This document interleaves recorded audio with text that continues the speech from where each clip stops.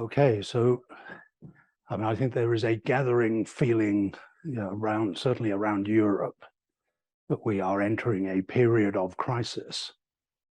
I mean, certainly, if you're aware of nothing else, you're aware of rising prices, you're aware of this threat of energy shortages, and probably aware of the either impotence or stupidity of governments in addressing the problem. That nobody seems to be aware of the problem, or what the hell do we do? What I want to do just in this bit is look at how, or what I see the root of the problem being. And it goes back to what I said a little while ago about money being the root of all evil.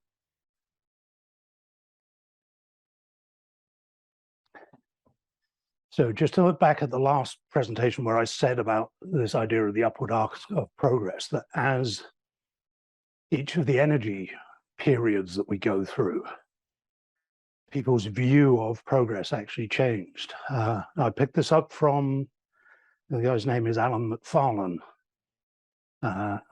who did a lecture on kind of how progress has evolved. And it isn't that progress is going on, it's just this way that people predominantly see things. So prior to about 1720, so all of human history before that, people saw things as a cycle. And you could see it around you, that things were born, they grew up, they got to a certain age, then they declined, then they died. I mean, you look at the trees and see the leaves shed every winter. You sort of look at animals growing up and then dying. So everywhere you looked, life was a cycle. Of course, that's the period, or the very end of the bit where we're running on renewable energy. As we industrialize, the first Newcomen engine is, you have to look at Brian, I think it's the 1720s. They start using the first coal-driven beam engines for use in coal mines. But through that early industrial period, this is where we get the ever onward and upward.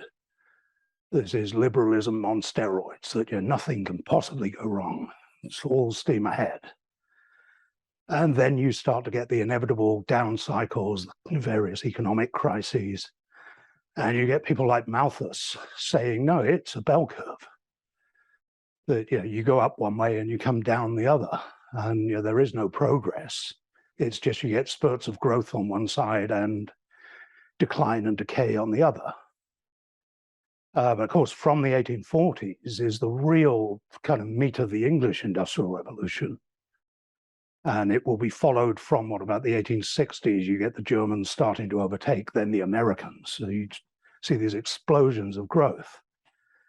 And that leads to a view that it's kind of like going up a set of stairs, that you have a spurt of growth, then it slows down, but then you get another spurt of growth and so on. Because the 1890s is probably the first modern economic crisis where you get banking problems. After which they start to look at progress more as ripples on a pond. Somebody has an idea, that idea goes in the middle and it ripples out. And from the 1920s, I think it's more an American development, is this idea that you're in a balance. That whatever happens, you will come back to an equilibrium point. I think a lot of the economics that's written in that period sees equilibrium as the norm. The unfortunate side of that is economists today tend to see the post-war boom as the equilibrium that we're returning to. In reality, the post-war boom was a once-and-done spurt of oil-based growth. That wasn't the equilibrium that we're returning to. That was the high point. And arguably that's the technological end, is that we put people on the moon. We run commercial supersonic aeroplanes. The point to observe there is after 1972 was the last foot on a moon. Never been back since. The most that people have done since is very low Earth orbit. And Concorde, nobody competed with Concorde. Nobody could see any value in doing it. The last Concorde was, about 20 years ago. modern aeroplanes actually run slower even than the jet aeroplanes of the turn of the century. Because the issue today is about saving fuel, not powering speedy flight. So essentially, you put up with being half an hour longer to get to New York in exchange for using a bit less fuel. And 1980s onwards, we're into the neoliberal period. I don't think they have a settled view of anything. I mean, they would probably accept the idea of progress, but I don't think they could define what it is, still less what it looks like. But it probably involves money. This was Marx's big insight, was that what the system was doing was taking one quantity of money at the beginning, using it to make commodities for sale in order to turn it into a bigger piece of money at the end. And that goes back to what I was saying about banks lending with interest. That if you borrowed £100 off the bank, made something and sold it for £100, you'd go out of business. Because breaking even isn't enough, you have to pay the interest as well. So yeah, that goes back to the early days of funding the first, what they call voyages of discovery. It wasn't about discovering anything, it was about making money. They knew damn well that China and India were there because they got spices and silks and stuff from them. They knew they existed. It was just, how do we get there? In the modern world, it would be the bank lending the money or shareholders lending the money to a company in exchange for not only the capital that they've lent up front, but also the interest. So again, it's this driver that you have to keep growing. And within that system, it doesn't matter how nice you try to be. If you go to the bank tomorrow morning and say, look, there's a historic woodland, I'd like to borrow 10,000 quid to buy it up to stop the timber companies coming in and tearing it all down. I mean, the banker will listen to you. They'll probably give you a free cup of coffee. Then the banker is going to say, and tell me, how are you going to pay it back? I'm not going to pay it back. I want to use it to protect the wood. Yes, but how are you going to pay it back? Well, yeah, whatever case you make, they're not going to give you the money. But the timber company next door is going to come in and say, I've got my eye on that woodland as well. And what I'm going to do is chop it down, turn it into planks, sell it to the builder's merchant, and I'll make a fortune. And the bank manager is going to say, that'll do nicely, sign here. And the bank will give the timber merchant money that the bank doesn't have against a guarantee from the timber merchant that the timber merchant is in no position to make. So both of them in that moment of signing the loan are committing fraud. But that is how the system works. So in the modern world, any relationship between the material world and the money supply is broken. I mean, not even the link to gold that you had in the early part of the 20th century. That something like 97% of the currency that we use is in the form of bank credits that are lent into existence. So what most people think, I think it's still, the majority still think it. They think that banks work like building societies, where you have one group of people who put money in to save, and you have another group of people that borrow money. And by charging a differential rate of interest, the building society pays its admin costs. I think most people still think banks work like that. All a bank does is puts the loan as an asset on its book and a liability on your account. And in that accounting trick, that currency is created. So if I go and take out a mortgage on a £250,000 house, there's nowhere in the banking system does the bank take money out of anybody else's account. It just, at the stroke of a keyboard, creates £250,000 quid. And then when it gives it to me, it gets spent into the economy, at which point it circulates. So at that point, you can't tell the difference between real money and artificially created money because it's all the same. So we run on bank credits. All of the bank credits have interest attached, and there is never enough money to pay the debt back with the interest. And that's the driver for why we have to have growth. And what they call the business cycle is this idea that you go through these periods of recession where at the beginning of the period you get some new investment because somebody can see an opportunity. We found a new oil field, or somebody wants to set up a factory. In the early stages, you get the increase in output. As people compete and people grow the supply, you get a decline in prices that encourages consumption. Then you hit an output peak, at which point you ought to sort of slow down. What we actually do is this Seneca cliff shape where we carry on consuming and borrowing to keep the system going. And as a result, the decline we get is far more steep. And as long as there is additional energy to be had, that cycle keeps going. So that's this idea of this roughly 10-year business cycle. In the oil industry, it's called the choke chain because it's the length of time that it takes to develop an oil well.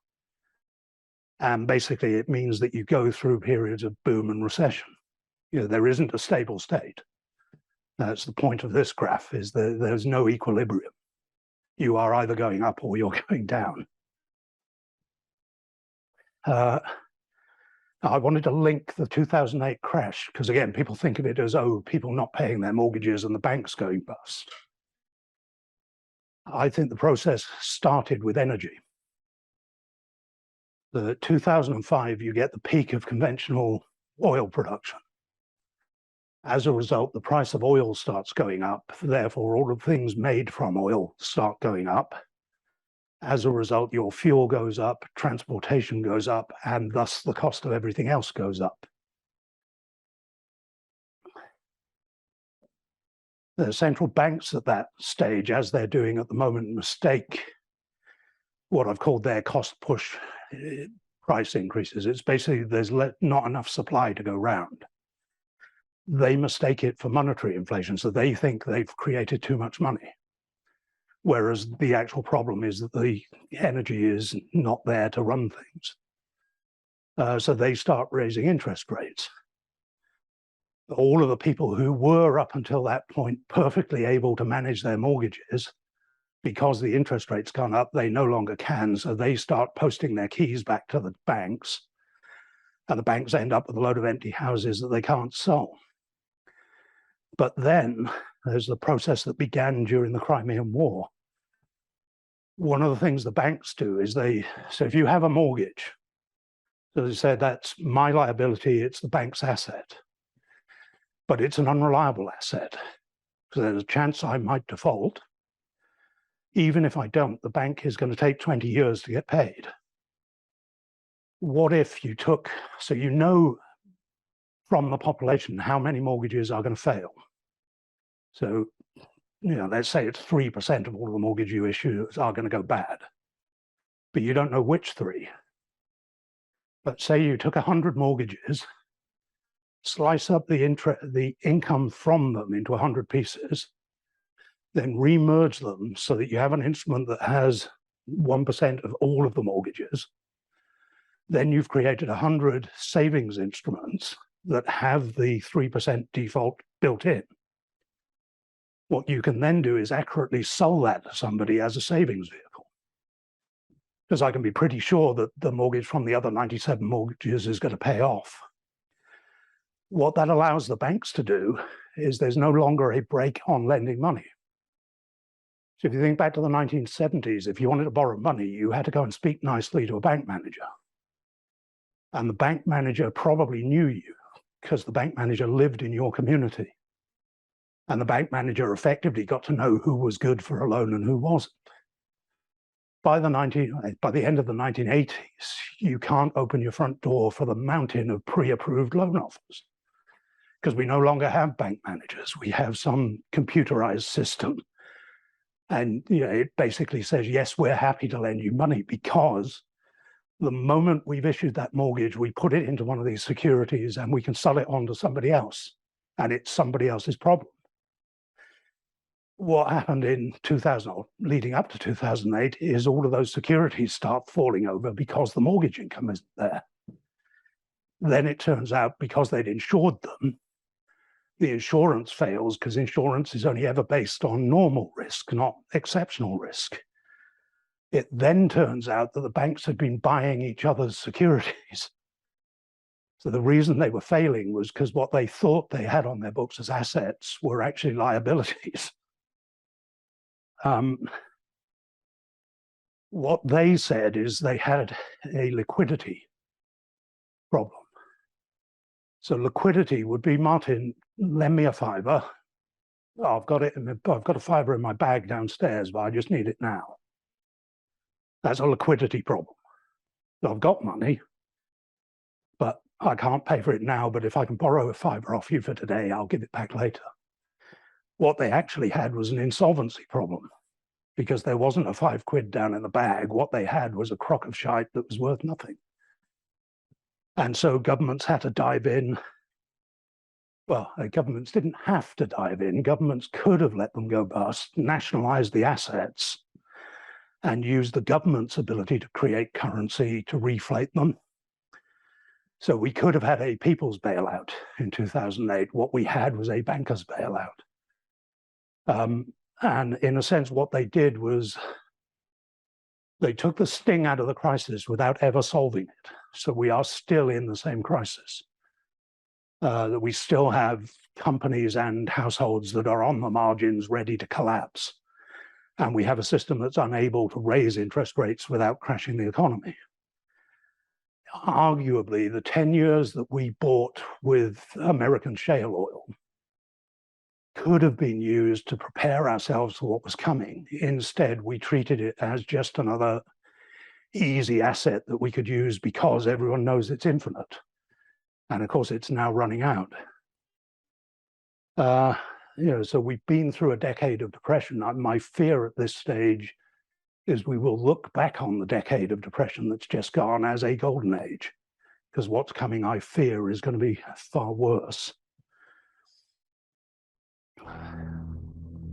There's a clip from a film called The Spider's Web, and it's about what Britain did. In the days of the British Empire, the City of London was the world's biggest global financial centre. The City of London was the kind of beating financial heart of the British Empire. The historians Kane and Hopkins call it the governor of the imperial engine. All these countries in the empire used to use the sterling currency, and the City of London was kind of the financier of this zone, not just inside the sterling zone, but outside the sterling zone as well. As Britain's empire declined, so too did the City of London. One British army truck is bombed, killing 2 soldiers and wounding 12. As rioting becomes daily more widespread on Cyprus, young people of high school age take an increasing part in the violence. Here, a group of girls are being dispersed after a rock-throwing battle with British military police. With the decline of empire, British commercial interests across the globe were under threat. In 1956, Egypt nationalized the Suez Canal. A new Middle East crisis arises as President Nasser of Egypt tells a wildly cheering crowd in Alexandria that Egypt has seized the internationally owned Suez Canal. France and Britain issue a 12-hour ultimatum. Within hours of its expiration, Britain's warplanes are winging their way to Egypt, and its bombers attack 5 key cities, including Cairo. The United States was opposed to the invasion and put pressure on Britain and France to withdraw their troops. There will be no United States involvement in these present hostilities. It is our hope and intent this matter will be brought before the United Nations General Assembly. There, the opinion of the world can be brought to bear in our quest for a just end to this tormenting problem. Britain was humiliated. The Suez Crisis signified the end of Britain's role as one of the world's major powers. Following the crisis, there was a run on the sterling, on the UK pound. Some people suspect that the American government was encouraging this run on the UK pound. As financiers withdrew their money from Britain, the value of the pound decreased. To protect the value of the pound, Britain limited the bank's overseas lending. They were not able to invest abroad.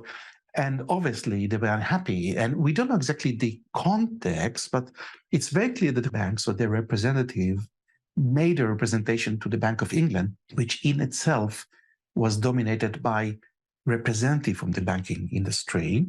It seems that they have reached an agreement which was never written, that if the banks intermediated between two non-residents in a foreign currency, in that case dollar, that this particular intermediation, this particular deal will not be considered by the Bank of England under its own jurisdiction. The banks began to create a market for dollars in London, called the London Eurodollar market. To differentiate these euro market activities from their domestic banking activities, banks kept two sets of accounts. The Bank of England, the UK regulator, declared that the London euro market accounts were not in London. They were elsewhere, and therefore it had no responsibility for regulating them. It's about providing a legal space in which you pretend activity is taking place. And the importance of that is that you pretend it's not taking place in the economy where it really is taking place. So you're taking activity from the place where it's regulated and taxed and pretending that it's happening elsewhere. Now, where doesn't really matter, it's just elsewhere. When American banks realized that London offered the ability to avoid US regulations, they moved their international operations to the city.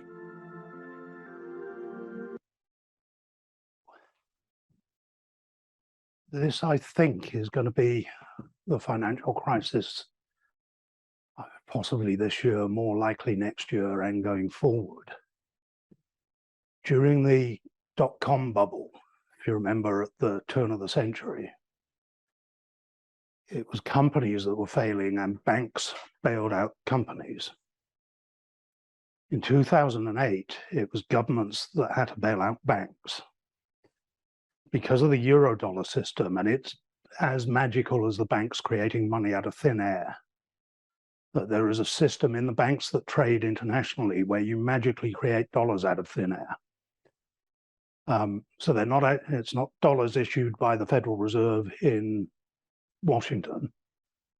These are just magic dollars that appear in the international economy.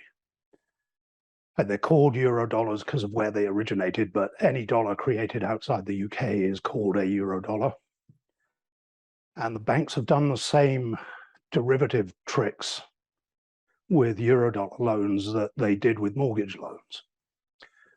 So you have trillions of dollar-denominated debt floating around the world that has to be repaid with interest. But then on top of those are trillions more and possibly quadrillions more of derivative instruments that are also based on the income from those Eurodollar loans. And all of it depends on the idea that we live on a finite planet so that we can keep growing forever and ever without, other than the business cycle, without any problems. And of course, what we're experiencing, particularly in Europe now, is shortages of essential commodities. That we can't run our factories anymore because they don't have the energy. Britain's aluminium smelters have already been shut down. Come the winter, if there isn't enough gas to go around, they will shut the electricity system down because of the threat, if you turn the domestic supply of gas off, that you'll end up blowing people's houses up when you try to turn it back on. So domestic supply will be the last thing they turn off. So we could all end up in the dark if there isn't enough gas to go round. On top of that, you've got, as I said, this cost push a price increase. Because there's less of it to go round and people are bidding for it, the price is being set far too high for anyone to afford. So businesses that have dollar-denoted debt are going to go bust. Governments are going to struggle. You already see the UK government being warned that it is borrowing far more than it can repay. And its repayment depends on us being taxed. And if we're all now getting skint and losing our jobs because our companies are shutting down, they have nothing left to tax. So you are looking at governments and currencies rolling over this time round. And there you have to then ask, okay, last time governments bailed out banks. If governments fail, who bails out governments? In terms of the energy we've used, I think we've been through these ages of sort of going from the old sort of non-industrial society through industrialization. So that brief period where we used water wheels and windmills, a fairly sizable coal age, because there was a lot more coal around, and the current age that's coming to an end in the oil age. Again, that's the graph that we saw earlier. It's showing you this exponential growth in energy consumption. This is global. Notice right on the right-hand side of the graph, the coal. In the 2000s, there's a big blob where the use of coal goes up.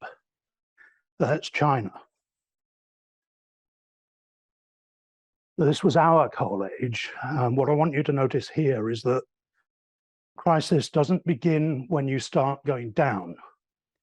Crisis begins when you shift from no longer being able to grow your consumption exponentially. So around about the 1920s, you start hitting trouble because although you're growing the amount of energy you're using, it's growing far more slowly. And that means that the monetary economy that's based on it isn't getting the debt and the interest that it requires. Fortunately, that time round, you had oil to replace coal. I've marked the post-war boom, this period 1953 to 73. It's a period of exponential growth in the consumption of oil. And notice that we consume more today. But the crisis is that basically we slowed down in the 1970s and we've never been able to get that exponential growth going. But the monetary system requires exponential growth. So in that 20 years, more goods were produced and more trade took place than in the entire of the 150 years previously. As I say, that's the bit that the economists say is normal.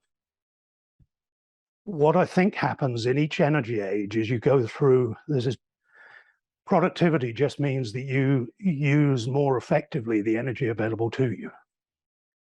So I think the top steam engine, the first one is Trevithick's engine, which carried a load of iron down from Merthyr down to Abercynon on the Taff Railway and had to be towed back up the hill on horses. The one on the other side is, if you like, the very peak of that technology is the Pacific class Mallard, which in 1938 set the land speed record for a steam-powered locomotive, which is still the world record. As effectively because electric trains and diesel trains were a lot better and nobody bothered with steam thereafter. Similar process with aeroplanes. 1904, the Wright Flyer, they get the machine flying for the first time. The apex of it is the Concorde, supersonic flight. Both the Mallard and the Concorde had to be state subsidized because they were too expensive to run. So you'd got through, if you like, the economic limit of productivity. And what it meant is eventually the public get fed up of subsidizing something that they themselves can't afford to travel on, and it gets scrapped. Looking at our oil situation, the oil that we've been discovering has been declining since the 1960s. All of the big oil deposits have been discovered. What's left are the dregs. We are reaching the point where we are just going to have to consider rates year on year. Another limit that people aren't as aware of is what we call surplus energy or net energy, that you have to put energy into getting energy. So you can't get energy for free.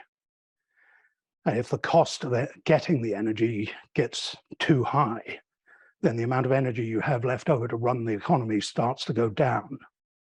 And crucially, it goes through this net energy cliff, where if the surplus energy gets too low, you suddenly decline. And this isn't a slow, gradual getting used to it. This will be like somebody pulling the rug out from underneath your economy, as I fear Europe may be about to find out. The other one is the economic limit. There's a chart that Simon Michau put together. What it's showing you is since that conventional oil peak, they can't find a Goldilocks price where the price of oil is profitable to the oil companies and affordable to the rest of us. That basically it's either too high for us to afford or it's too low for the energy companies to make a profit from. What Michel is showing is that that gap has been closing over the last couple of decades. So that eventually, and we may be hitting it roundabout now, is you get to a point where it doesn't work for anyone. So the oil companies stop investing in further production because they know they can't make any money from it. And even the stuff that they're selling us is too expensive for us to use. So what I think we've been through is this lovely, you go back to arcs of progress. We probably reached the peak sometime in the 1970s with sending people to the moon. And I think we've been starting to decline ever since. So I put the UR here on this diagram. It's back of the pandemic, which is why everyone's got their masks on. And eventually we're going to go back to some weird combination of pre-industrial, but with the legacy hangovers of this. So I'm sure that people will cannibalize the existing system on the way back down. But you know, one way or another, without the energy to sustain it, that's where we're going. And that's my favorite meme. Even as the ship was going down, the economists were convinced that when the price was right, somebody would fix the hole in the hull.